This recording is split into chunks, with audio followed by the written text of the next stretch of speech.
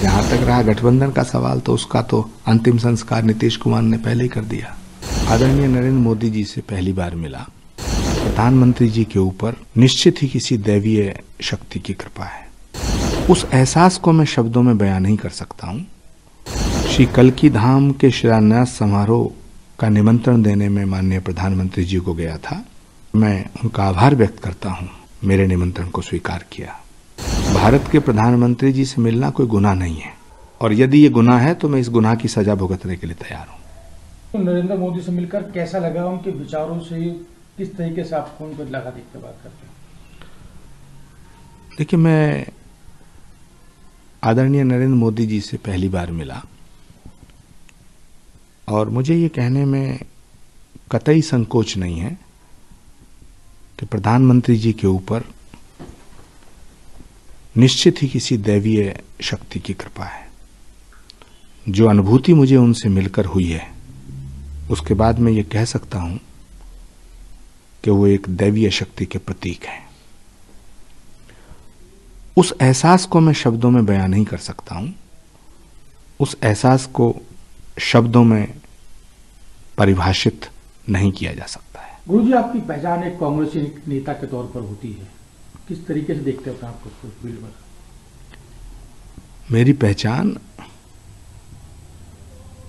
सनातन के सेवक के रूप में है।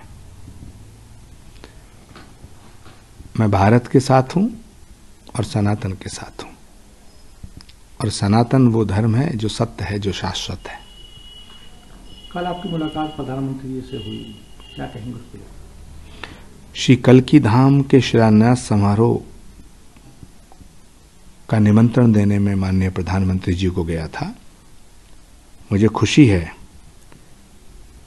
और मैं उनका आभार व्यक्त करता हूं कि भारत के यशस्वी प्रधानमंत्री आदरणीय श्री नरेंद्र भाई मोदी जी ने मेरे निमंत्रण को स्वीकार किया। श्री कल्की धाम के करोड़ों भक्त बहुत खुश हैं। सनातन धर्म को मानने वाले करोड़ों लोगों की ये भावना थी कि जिस तरह अयोध्या में श्री राम के मंदिर का काज नरेंद्र मोदी जी के करकमलों द्वारा हुआ है, उसी तरह भगवान के होने वाले अवतार श्री कल्की नारायण भगवान के श्री कल्की धाम के निर्माण के सभी कार्य प्रधानमंत्री जी के हाथों से किए जाएं, करवाए जाएं।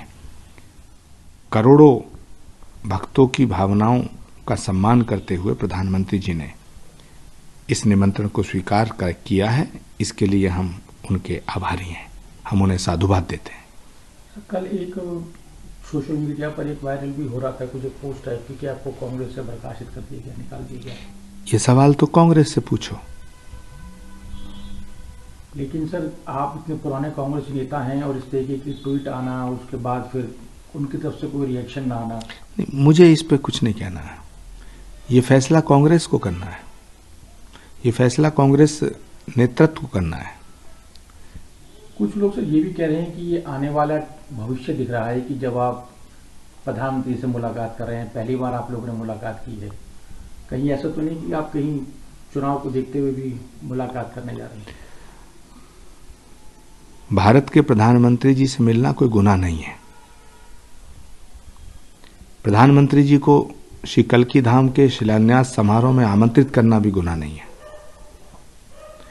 और यदि ये गुनाह है तो मैं इस गुनाह की सजा भुगतने के लिए तैयार हूं। राहुल गांधी जी की यात्रा भी चल रही है, वहां से भी पश्चिम बंगाल में गठबंधन अभी साफ नहीं दिख रहा है, तो किस तरीके से देखते हैं इसको? आपकी आने वाले चुनाव में गठबंधन किस तरीके से काम करेगा चुनाव में?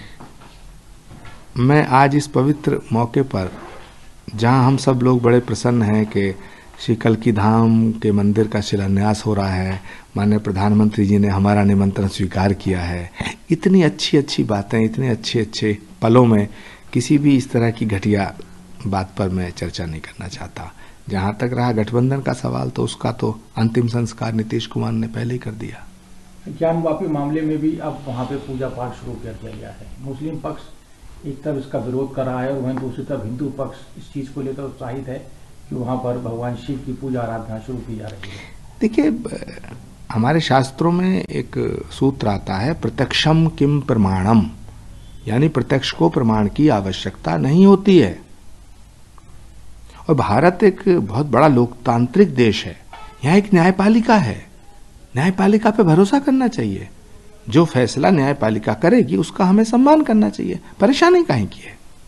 हेमंत सोरेन को भी लगातार ईडी का नोटिस, गिरफ्तारी, उठापटक शुरू हो गई है, तो इस तरीके की जो हरकतें हैं वो कैसे देखते हैं उसको आप आने वाले चुनाव में? अब कहीं लूट खसोट होगी तो एजेंसियां काम तो करेंगी। आदिवासी होने का मतलब ये नहीं है कि करोड़ों रुपए को लूट करके अपना घर बन लिया जाए। आदिवासी होने का मतलब ये है कि भगवान बिरसा मुंडा के सिद्धांतों पे चला जाए। आदिवासी होने का मतलब ये नहीं है कि आप करोड़ों रुपए लूटेंगे और ईडी आपके घर नहीं जाएगी। ये कैसी राजनीति है इस देश में? क्या हम भ्रष्टाचार का समर्थन करेंगे? क्या भ्रष्टाचार का समर्थन किया जा सकता है?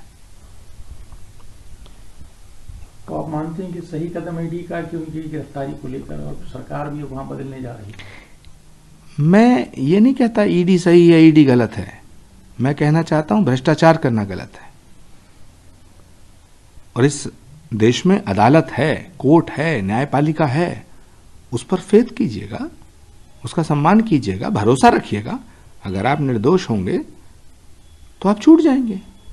इसमें इतनी हाय तौबा करने की क्या जरूरत है? लेकिन खामोखा जरा जरा सी बातों पे नरेंद्र मोदी को कोसते रहो, जरा जरा सी बातों पे ईडी को कोसो, जरा जरा सी बातों पे सीबीआई को कोसो।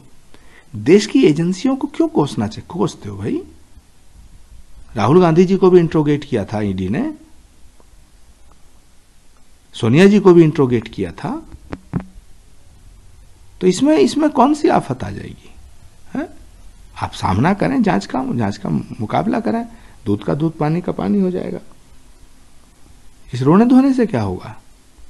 देश की जनता को बताएं कि आपने कुछ गलत नहीं किया तो आपको अदालत बरी करेगी। और अगर आपने लूट खसोट की है तो आप जेल में जाइए।